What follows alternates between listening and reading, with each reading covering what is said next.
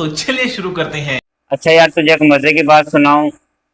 5 साल लॉ का कोर्स करने के बाद अपने जिगरी दोस्त को तलाक के केस में फांसी की सजा सुनवा आया हूँ। जज भी परेशान है।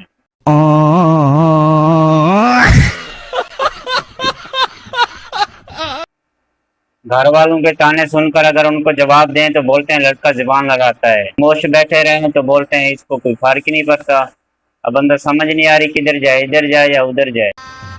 गजब बेइज्जती है। मेरा दोस्त अपनी वाइफ को बोलता है आजा यार तुझे नया सूट लेकर देता हूँ। आगे से वो बोलते है इस बार कंजूसी नहीं करना, मुझे ऐसा सूट लेकर देना कि मैं पहनूं तो सारे मोहल्ले वाले मेरे पीछे पीछे हों। तो आगे से वो बोलता है कि मैं आपको कफन ना लेके दे दूं।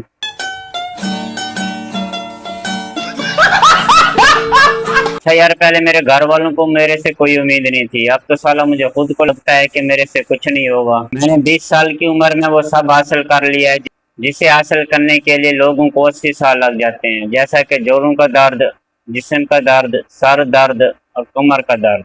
शाबाश बेटा, बहुत बढ़िया। कालू की बीवी कालू को बोलती है कि मेरा मेकअप का सामान खत्म हो गया है।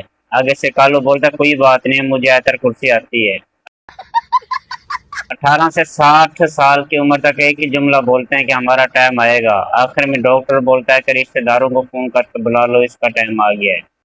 बात तो सही है। कल लड़की वाले देखने आए थे। लड़की की बहन देख के बोली अम्मी वो इससे पहले वाला लंगड़ा भी ठीक है।